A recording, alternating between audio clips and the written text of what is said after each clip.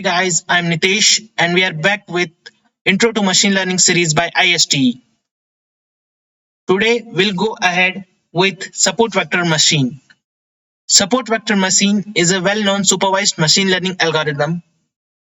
That means you have to train the model with inputs as well as their corresponding labels, that is output.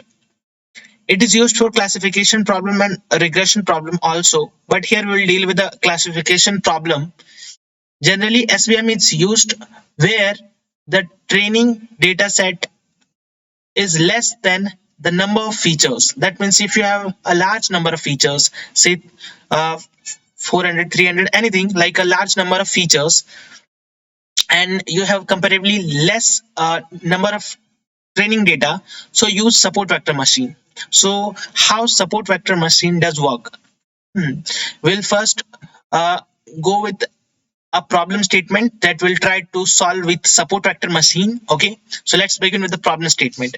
Here we are asked to build a model that it classifies whether a person is credit worthy or not credit worthy. To keep the model simple, we have taken two features. The first feature is a year spent working on the organization, and the second is the monthly income. Intuitively, if a person has higher monthly income and has worked for more number of years, he is credit worthy because he'll be loyal as well as his monthly income is good, so he's likely to pay back the money. Where on the contrast, if a person is a newbie and have low income, it is certainly like that he'll not be credit worthy. So based on the intuition, we might know the whether the person is creditworthy or not creditworthy, but we exactly can't classify. So first of all, what we do, we plot the data points, and we got this picture. So this is a plane, so we know that there shall be a line which will exist in which will classify the plane into two parts, that is into two classes, credit worthy and not credit worthy, right? So in general, what are the possible solutions? So so these are the three possible lines, or say the borders that classifies or uh, divides the plane into two classes, creditworthy and not creditworthy. So this one may be the possible solution, this one may be the possible solution, this one may be the possible solution, right? But what does support vector? Let's see. It actually says choose a border which we'll call hyperplane. Why we will call it hyperplane? Because see, here we have taken two features, right? So it's a line. What if we have three features? So it shall be plane, right, in three dimensions, x, y, z. So there shall be a plane that will divide the space into two regions. What if we have more than two features, I mean three features? Say we have n features, so we know that with the algebra we can represent it in vector form, or that is a matrix form, right? So it will have n dimensions, so obviously we will have some sort of n minus one dimensional plane that will divide the space into two classes. So that's why instead of calling it a line or plane, we call it as a hyperplane, since it can exist for any dimension, right? So yeah, yeah. What does SVM? It actually takes a hyperplane that divides the two classes, and also what it does, we it says that take a hyperplane uh, parallel to the hyperplane. I mean, take a plane parallel to the hyperplane and let it pass through the nearest data point of both these classes. So we will get two hyperplanes, right? We will call it as a support vector. We'll later see why these are called support vectors. But yeah, for nomenclature, you must know this is the hyperplane and these two are the support vectors, right? So this is one of the possible solutions. We may tilt the line into this and we'll get these support vectors, right? So for classification, which one is better? Obviously 2 is better. Why? Because this has a wider margin, the width is great. That means you are staying neutral. Whatever you will predict will be less likely to be biased, right? So that's a kind of staying neutral to have the widest margin. So in the SVM, we will try to maximize the margin, right, in our model. So let's come to a bit of mathematics. So the hyperplane equation in our case is a1x plus a2y plus c equals 0, right? That is the equation of line since we are dealing on two-dimensional plane. So these were our features x and y. We can write it as also a1x1 plus a2x2 plus b equals 0. So or w1x1 plus w2x2 plus b equals 0. W1 and W2 will be weights. We will represent it in a vector form, W1 and W2. In this case, we have written a1, a2. X, the feature space will be x1, x2, right? So the straight line in this, or we call it as the hyperplane equation, will be W transpose x plus b equals 0 in the vector form, right? And the support vector we will define as wx plus b equals 1 and wx plus b equals minus 1. So we got the equation of hyperplane and the equation of support vectors. Now, you might be familiar uh, in logistic regression. What we did, we classified the class A as 1. I mean, the label was put A1 for class A and class B we put 0. If our output was greater than 0.5, then we would classify it as 1 and call this is a class A. Otherwise, it will be classified as 0, that means class B. Similarly, that was called the hypothesis function. Similarly, a hypothesis function is associated with the output. Okay, so if a data point is lying above the hyperplane, that is wx plus b is greater than or equals 0, then we'll give its hypothesis plus 1, and if it's below, then we'll give minus 1. And why do we do that, we'll see uh, in the next thing. Okay, so you know, for yeah, to get a good model, you have to tune the model, right? We first do initialize the weights and bias as 0 or some uh, random values, and then we try to get the best fit uh, weights and bias, right?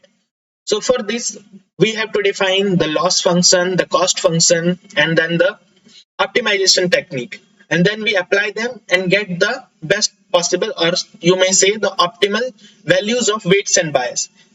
So there is a need of loss function, right, to decide whether your line is a good line or not. What are the outliers? That means how error you are producing in the um, particular model, or you can say in the particular model with the weights and bias. So the loss function here is defined as maximum of 0 or 1 minus yi into hf xy xi. So yxi is the actual distance from the support vector, hxi is the hypothesis function associated with the data point. So let's see. Okay, so here, for our understanding, this is our separating hyperplane. This is support vector. So the equation of hyperplane is wx plus b equals 0, and the support vector is wx plus b equals plus 1, and here the support vector is minus 1 when wx plus b equals minus 1. So this is our red region and this is our blue region, I mean the class region, right? So what do we do? For say if our red point is lying here on the wrong class, that means this is a misclassified point. It was actually existing before in the model, but yeah, this is our mm, model, so it is misclassified point according to our model, right? So we should have some loss for accounting to this. So you as you know, we defined if it was negative, wx plus b was negative, then its hypothesis was minus 1, right? So its hypothesis will be minus 1, and the distance from support vector will be yi, right? Yi. So if we put it here on the loss function, then it will be maximum of 0 comma 1 minus h is already negative and y is some positive distance, so it will be 1 plus some positive distance. So maximum of 0 some or some positive is obviously some positive, so we'll get some loss, right? That is the penalty. So we'll get some penalty for the misclassified point.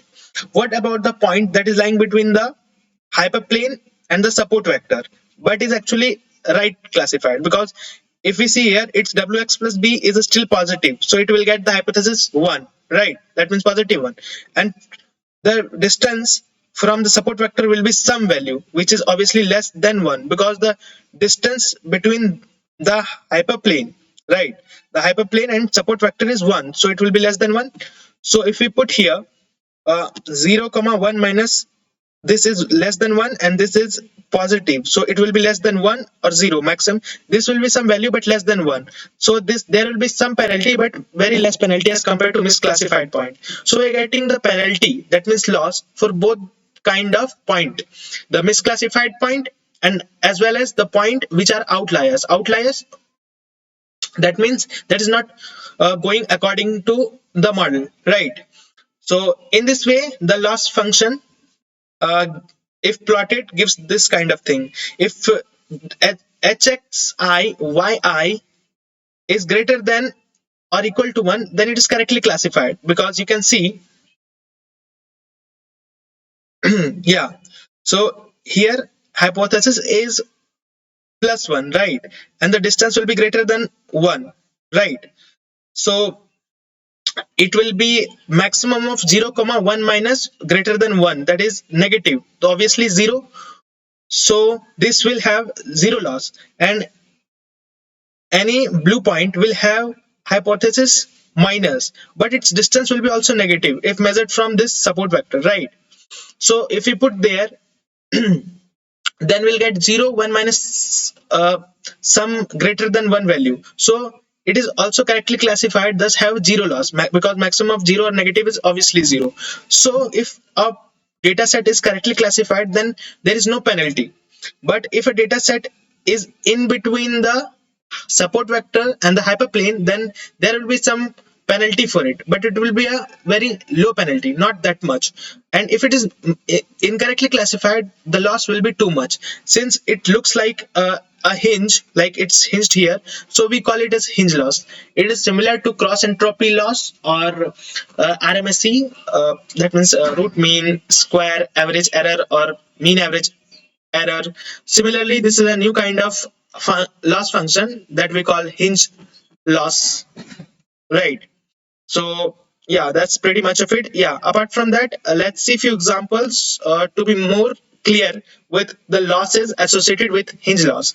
So in the first example, it's given the actual value of instance is +1, okay, and the predicted value is 0.97. So the hinge loss is small, because we'll get maximum of 0 1 minus 0.97, since the sign is same, positive positive, so the hypothesis will be 1, that means okay, so it will have 0.03 loss. That is very small loss, because it's very close to this support vector, that is the distance is very far from the boundary is the hyperplane, right?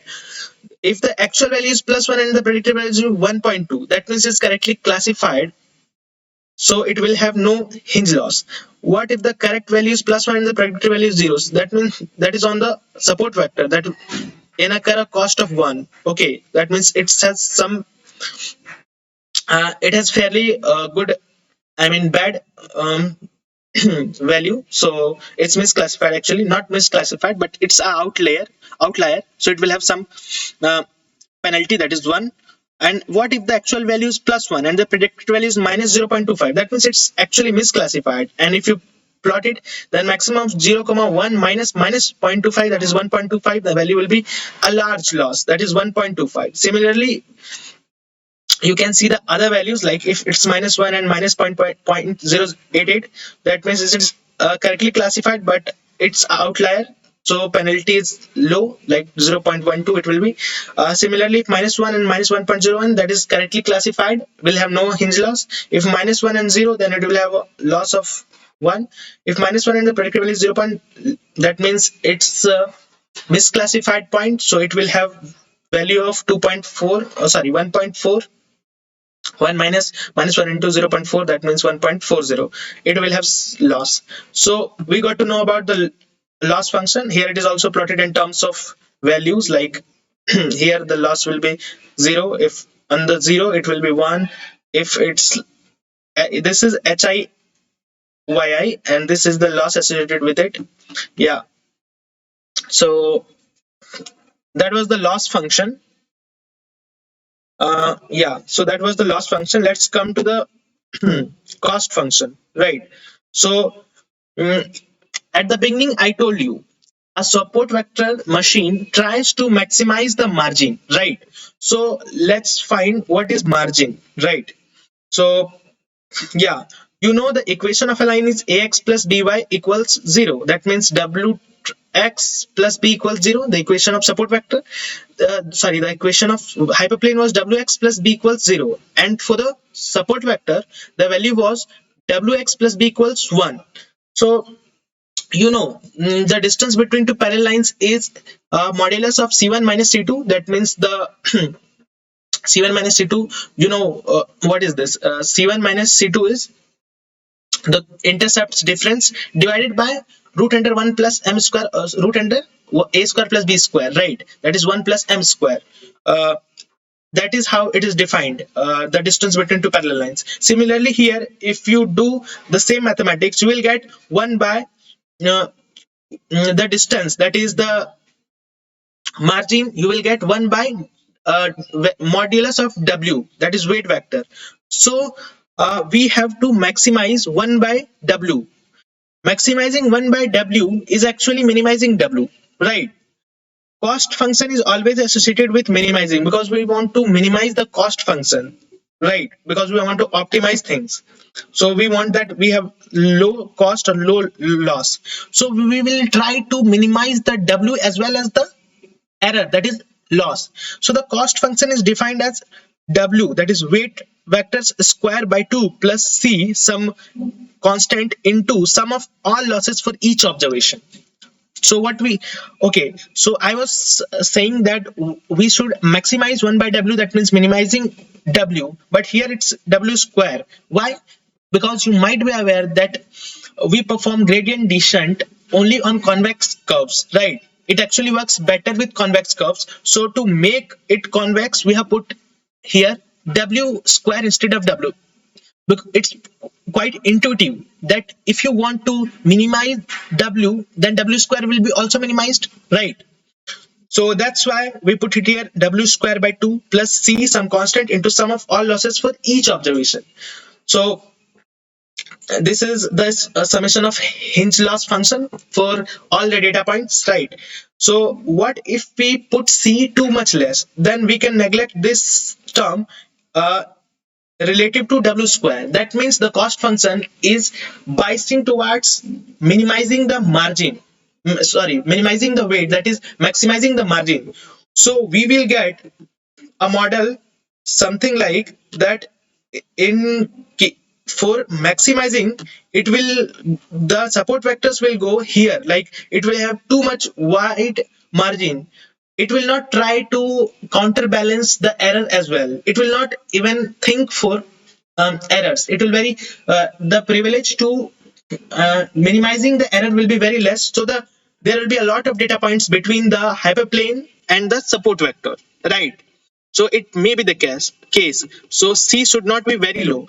And what if we put c too much high? So the weight, this term, that means maximizing margin, will be ignored, and only we will focus on reducing the error. So we will get a hyperplane and the two support vectors that will not even touch any data point. That means we will have no loss. A kind of no loss means we will have such a thing. That means a very low margin and very low, as well as very low error.